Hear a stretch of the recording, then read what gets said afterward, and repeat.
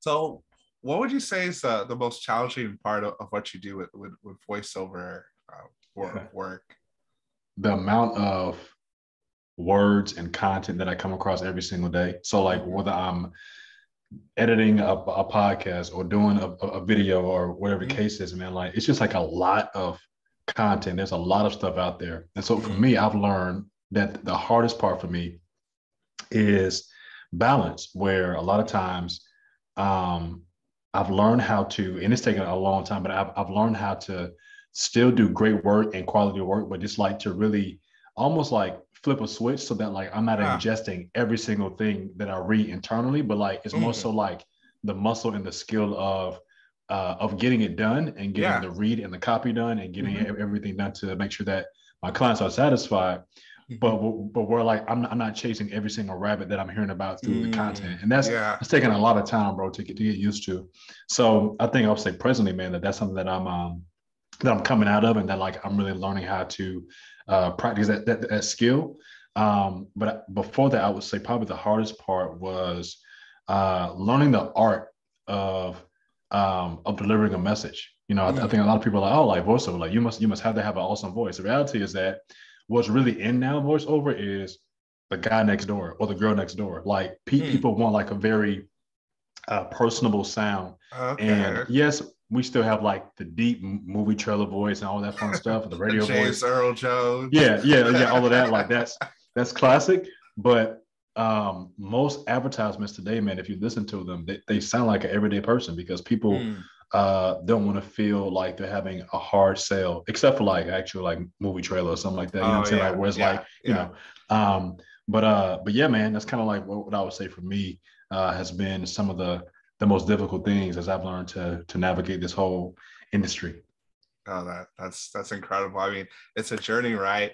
So you said it's 3 years you're doing this full time. So I guess I didn't even realize that was around the time we met. So I think it was shortly after we met. It was at the Greatness Awaits conference. Man. And Brian Thomas. Brian Thomas, Greatness Awaits, back in Atlanta, Georgia. For you listeners, it's really all about going about your greatness. Brian Thomas has a lot of cool stuff there. Hopefully to have him on the podcast at some point. Maybe I've already had him on the podcast, depending on when I release this one. But so that's how we got hooked up. So I'm in St. Louis, and then you're in Florida, right? Yeah, man. Orlando, Florida, my brother. Yeah, man. Florida. So like, what's so cool about it is I'm kind of get you on my IG stories right now. So smile. Hey. Say that real quick so I can do that later. But for me, man, like I've really been blessed, man, to in the last couple of years to connect with people all literally like all over the country. You know, obviously with COVID and just kind of the whole virtual world that we're in now. It really is something. But when we met, man, it was so dope because I think I don't even remember like how Brian and I connected, man. I think we just connected through maybe Instagram. Really? That's crazy, man. How did I connect with Brian Thomas? But long story short, ended up just kind of like really like loving that brother. You know what I'm saying? In terms of kind of his heart for people, his heart to change his generation by offering his gift. And so worked with him on some video editing and even some voiceover stuff. And so he's like, bro, you should come out to Atlanta. I'm not doing this conference, yada yada. And man, being in the room with him live, man, for that particular conference was just phenomenal, bro. Like for him to be able to break down what it takes to be financially free, how to do it on your own terms, how to make it tangible to where it's really about your behavior and your discipline and your desire and your why.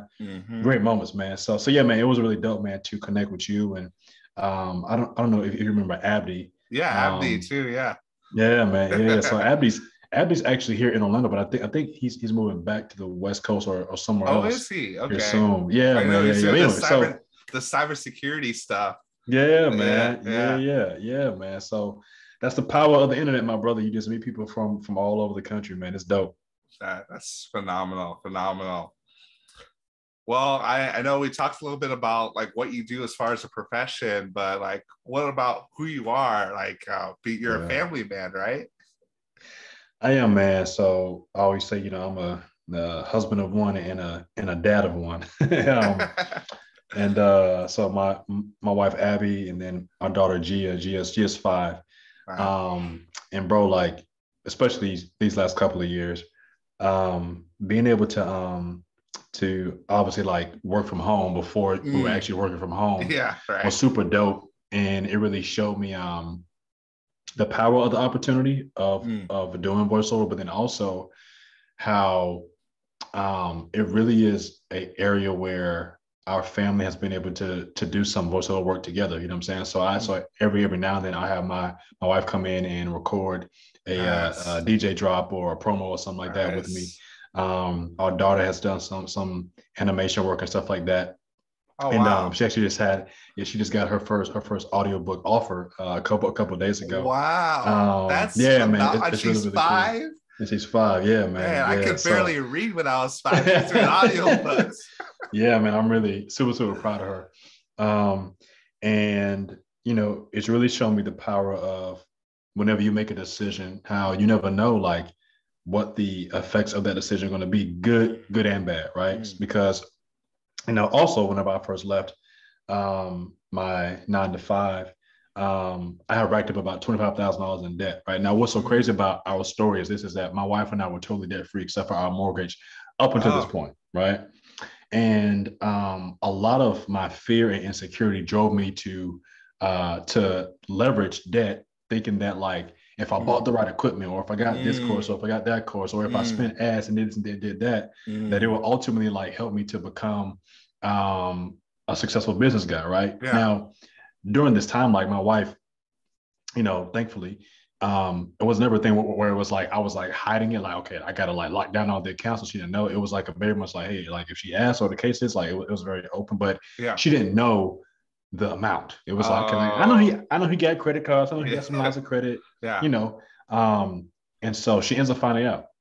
Mm. And for us, man, it was a very monumental moment in our marriage and our family because, for her, she's like, yo, like we've been through this journey before Mm-hmm. where we've worked through 6 figures in debt, like totally paid off. Oh, And wow. That's for you phenomenal. to, yeah, for you to like be on your own journey or whatever, and I feel like you have to do it on your own, Mm. and to in a way like take us 5 steps backwards, like Mm. you know Yeah. that was huge. You know what I'm Yeah. saying?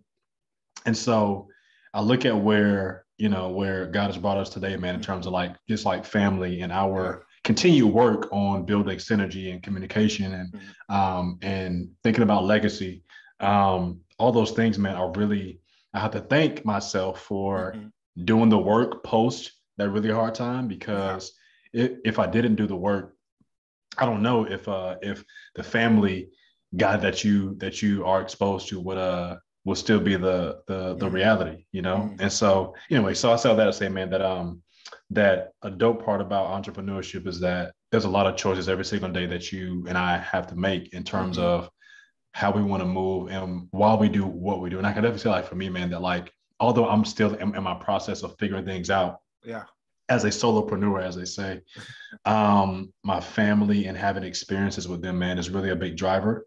Yeah. And it's just a blessing, man. It's really, really, really a blessing. I mean, it's a lot of work. We I'm had established sure. boundaries of like times that daddy's working in the office, like, okay, Gia, like you can't just be busting in and out. You know what I'm saying? Like you can't be all up in my recordings and Yeah. stuff. Yeah. Yeah. Um, and so yeah, man, it's a continued process, but super grateful for like that freedom and flexibility to work things out. So it's dope that like I can take the morning times to have breakfast with my wife, or Mm-hmm. be the one to drop my daughter off at school, or in the middle of the day, like we can go for a walk, or Yeah. we've had beach days and everything like that. And I'm still learning how to manage and how to take care of myself in terms of like just the hustle on the ground, all that stuff. Yeah. But Yeah. man, I can definitely say that definitely in this season time in history, being able to have a business and Mm. have the kind of autonomy that I have is a blessing, man. And we really try to take Definitely. advantage of it. So yeah, man, that's Donald the Family Guy for sure.